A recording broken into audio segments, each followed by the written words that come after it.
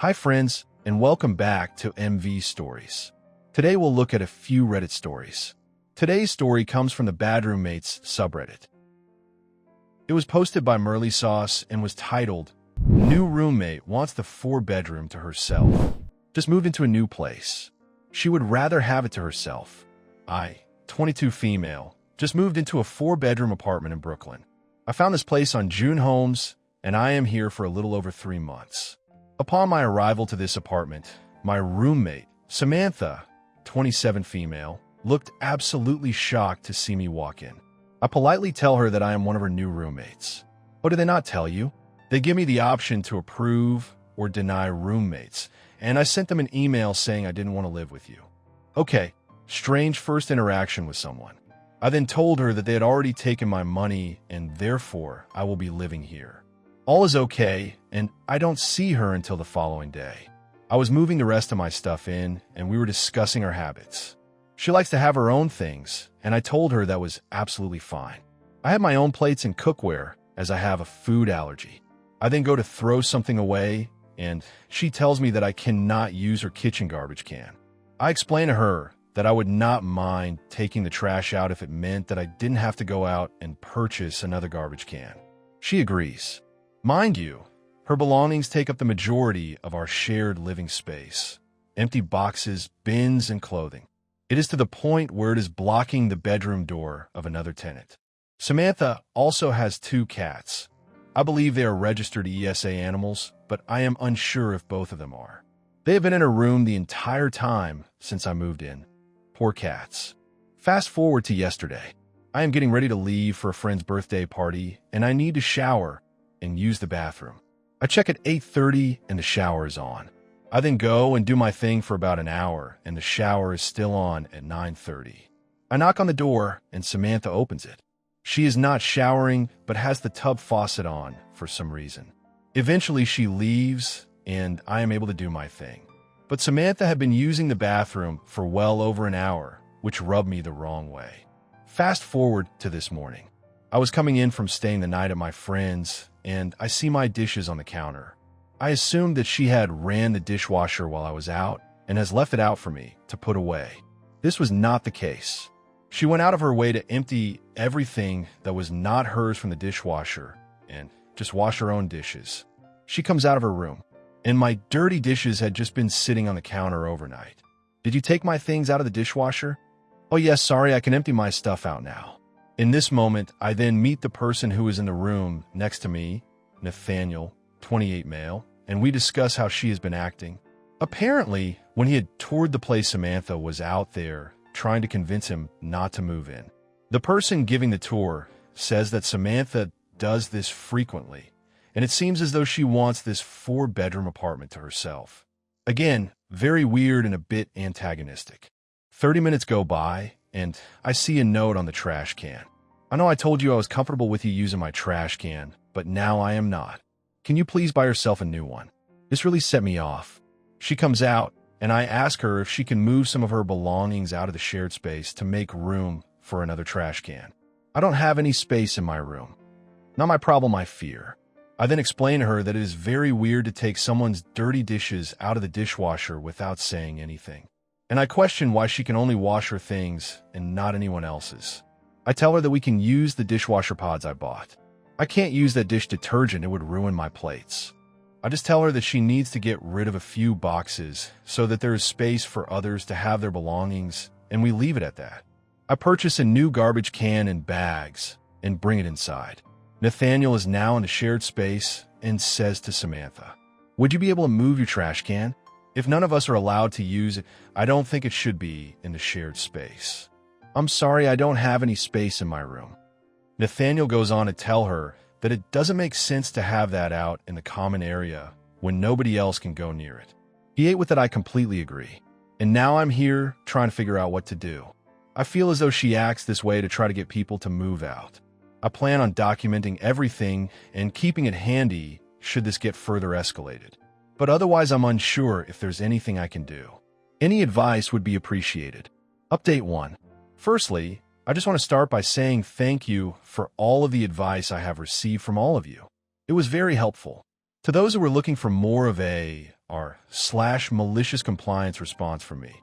I believe you will be disappointed. I just don't think that would be the smartest way for me to handle things, and would quite frankly be a little immature this early on into my stay here. Secondly, I would like to explain a few things. 1. Samantha has been living in this apartment for well over a year. 2. Our rental company works like student housing. All 4 of us have separate leases, and we each pay for our own room and use of the shared space. You can rent a room for as little as 1 month, but up to 2 years. 3.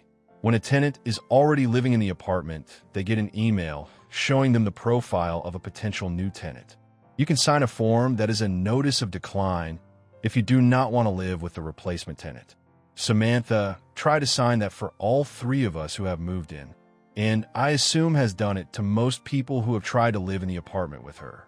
I am pretty convinced Samantha has some form of contamination OCD, which explains but does not excuse a lot of her weird behavior when it comes to separate trash cans, long showers, and not wanting to have other people's dishes in the dishwasher with her things.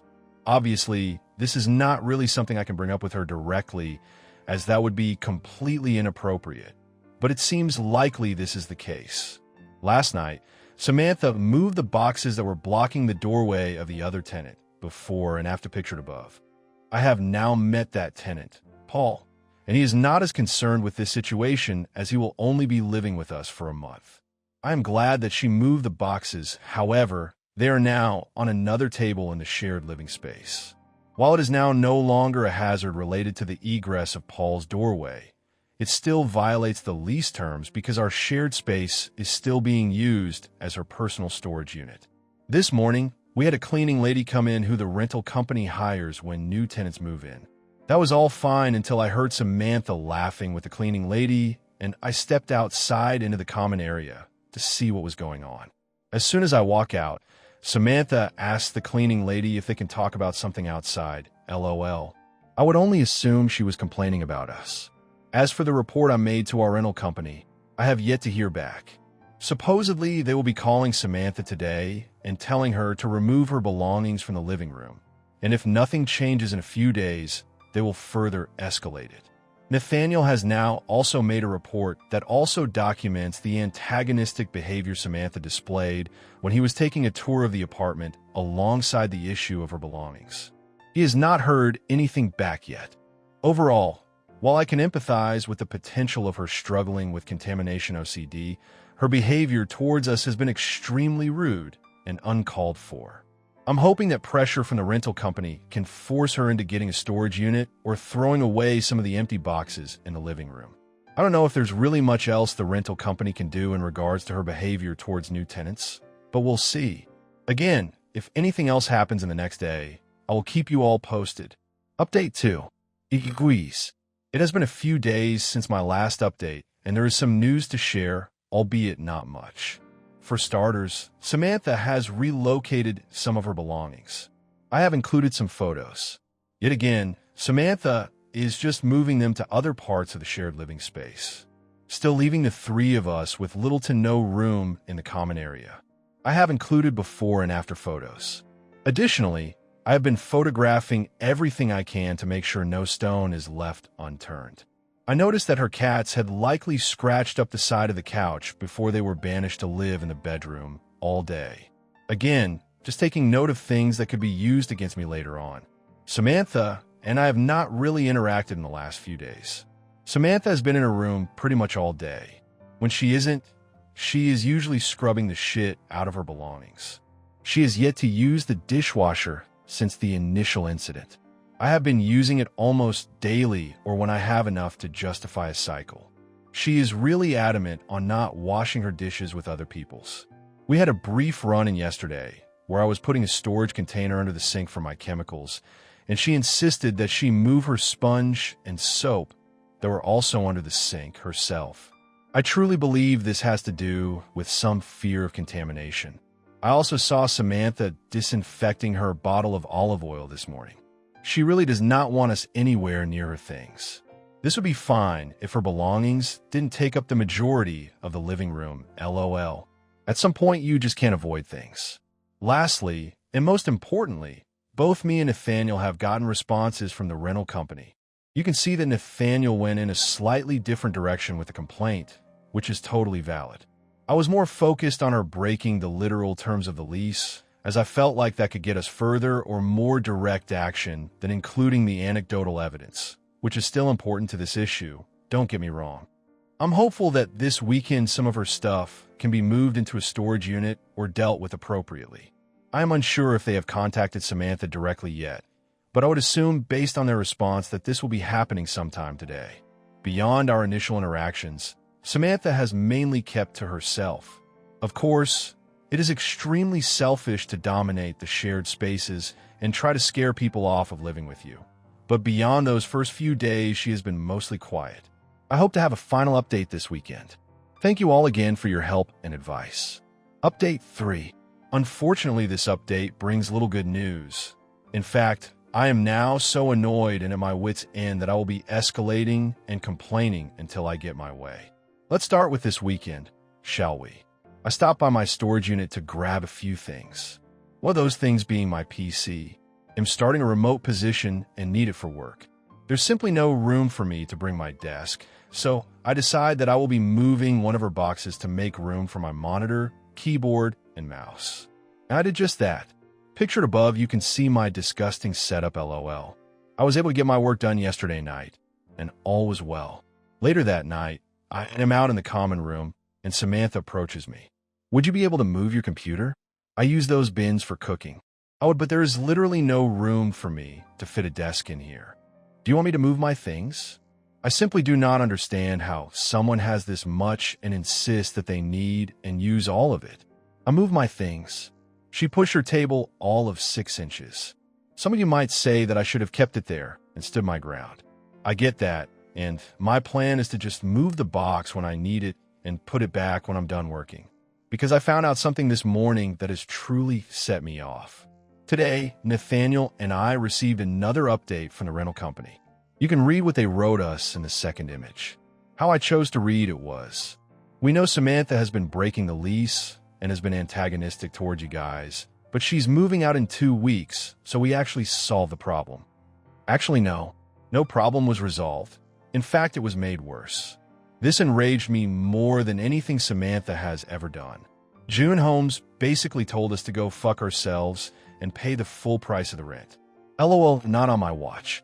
Immediately upon receiving this message, I call their support line, and I am connected with a man who can essentially guarantee nothing. I explained to him that I don't understand how they are expecting me to just let this slide when she is literally breaking the lease by having her things in the room. I will not be paying full price when I cannot use a large part of the space I am paying for. I Karen it out on him. He said that I likely will not get any sort of refund whatsoever. I'm going to absolutely make sure that is not the case. After calling, I looked to see if they had physical offices in Manhattan, as I was in the area for a job interview.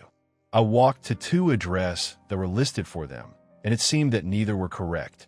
Quite frankly, it is a slap in the face to just let this slide without any sort of compensation. She is literally breaking a contract. I wonder if I can escalate this legally, because I am unsure if they will listen to me. I included a couple of screenshots of the lease that I think would be helpful in my case. Let me know if there are things that I should be looking for in the lease that would give me a better case. At this point, it is beyond Samantha, and I am just now so annoyed with June Holmes. The man on the phone said they would resolve this later today, but we will see. Relevant comments. Hope he added this info. Putting this out there, and maybe one person will see it, but I found out this evening that she isn't being evicted. The date they provided is just the natural end of her lease with a rental company, which is fine, and I'm glad it's ending. We as tenants don't have access to see how long someone will be renting a room, which is why Nathaniel and I didn't know until they told us today. Nathaniel had asked Samantha about it, and she said that August 31st is when she was originally supposed to leave. But I did not get her kicked out, and I am being told to just wait it out. It's not that I got what I wanted and am now asking for more. I was just frustrated that the rental company couldn't really do anything despite her breaking the lease. It's a solution, I won't deny that, but it's one that I am impatient for, LOL. September can't come soon enough. I'm not regretting how I handled anything. I think if a lot of you were in my situation, you would maybe understand why I made the choices I did. It's a lot different to hear about a situation on Reddit than to actually be living it. There's just more to consider. And if you were in my situation, you'd probably want some of your rent back too. Let's be so real. Or maybe I'm insane, and it's completely off base to think that way. I don't know. Regardless, I appreciate all of the advice and allowing me to vent about this weird situation I'm living in. I don't foresee another update, as it has naturally found a conclusion. Update 4. Hey guys, it's been a few weeks since the last update, and I have a lot to share. Sorry if this is very long. To get everyone up to speed, I have a roommate, Samantha, who is using the common area as a storage unit. Her belongings took up most of the space and made it nearly impossible to use my own things. She made us use separate garbage cans and wash our dishes separately. She even tried to deny us from moving in with her so she could keep the place to herself. My rental company, June Homes, told me they couldn't really do anything as she was scheduled to move out on the 31st. Today is the 2nd, and she's still here. A few days after I made my last update, I had my very first full conversation with Samantha. I was putting on some makeup and getting ready to go out, and she was meal prepping in the kitchen. You know, you're one of the best female roommates I've ever had. Just know if I had water in my mouth, it would have been spit out immediately, because how TF is that possible? Samantha then goes on to explain her previous roommate situations in this apartment and how crazy some of them were. She had to get a restraining order on some man who had been living in Paul's room at some point in the last year. Apparently, the girl who lived in my room last had her mom come and threaten Samantha. She said she had a video to show me, and I politely declined. We will circle back to this shortly, don't you worry. She said she appreciated me, Nathaniel, and Paul because we did not touch her stuff maliciously. Samantha has had issues in the past, I guess, where people just moved all of her stuff without asking her first. Overall, a very odd conversation. Gave me some info that explained a little of why she is the way she is. Things up until yesterday were fine. Paul is officially moved out, and we now have a vacancy. What confused me, though, is that Samantha never moved out. All of her stuff is still here, and there was no indication of her packing her belongings. Yesterday morning, June Holmes sent a rep over to do a move-out check on both Paul and Samantha's rooms. They knocked on her door, but she never opened it. I saw the man as he was leaving, and he didn't say anything about Samantha. I start my day as usual. I make my breakfast and set up my desk to do some remote work. About an hour into this, Samantha comes out of her room, and I say good morning, and I make the mistake of asking how she was doing. Nathaniel and I were up talking from 1 to 4 a.m., and I think he was flirting with me. I put it all in a chat GPT, and it told me he absolutely was. This is where this whole saga takes a more uncomfortable turn, at least for me. Also, why do we need chat GPT for that? Insane in my opinion. She then proceeds to tell me about their conversation. I will spare most of the details, but it did end up with her explaining her sex life to Nathaniel.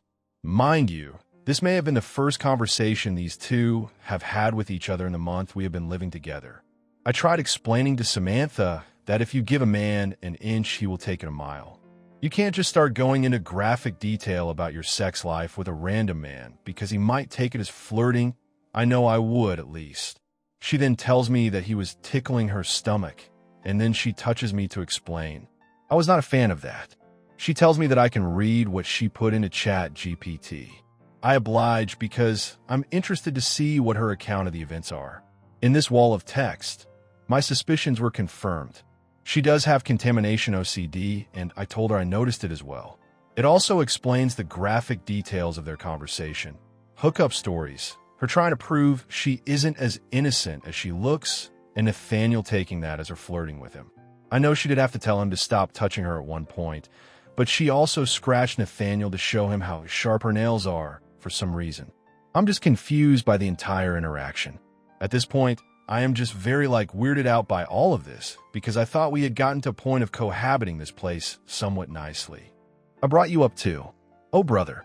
I asked him what his type is, and he said he likes dark features, women that are smaller, and he prefers when they're skinnier.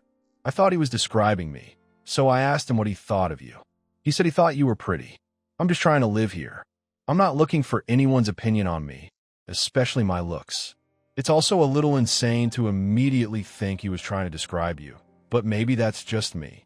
I went back to typing. She then admits to me that she did a good stalk of the both of us before we moved in. She knew my birthday and also looked up my political affiliation. You're a Democrat? Yeah. I'm a Republican. Okay. I'm a Trump supporter.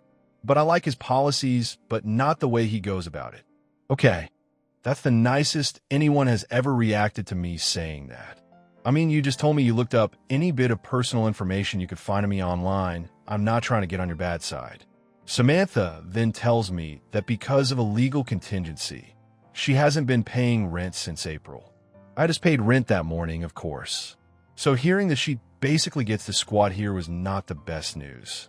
Apparently, she was supposed to move out on the 31st, but she doesn't think she will get evicted. She just got a new job last week, and from what I understood of her rambling, that is what she needed to move out, I guess. So she will be gone soon? The conversation eventually ends, and I get back to work for a few more hours. I finish and am lounging in my room with the door locked. Eventually, she knocks on my door. She asked me to help her move her boxes into P's old room. In our lease, it says we have access to the whole apartment, so like we can go into any room. I wouldn't go into yours, though. Okay, thanks for prefacing with that. Totally not suspicious. Regardless, I help her move a few boxes onto the floor, and the main living area is finally more open. I included photos at the top of the post. She then explains to me some of her roommate horror stories like she had a few weeks ago, and she asked me if I want to watch the video of the person's mother coming and threatening her. I say yes. So while I don't agree with someone driving across state lines to threaten someone, a lot of what she said I agreed with.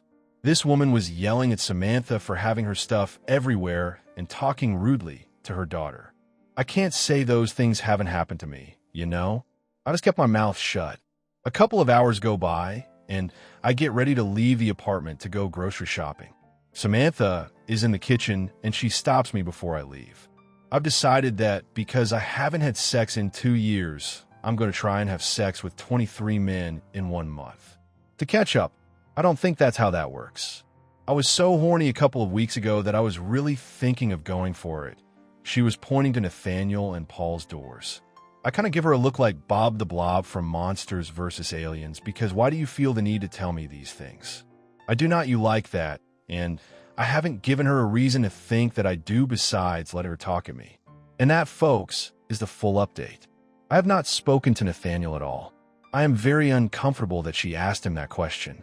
I'm just hoping that Samantha leaves soon. It's really uncomfortable in here now. I'm thinking of bringing this info to June Holmes. However, I don't know how much they can do as she is essentially squatting. Update 5.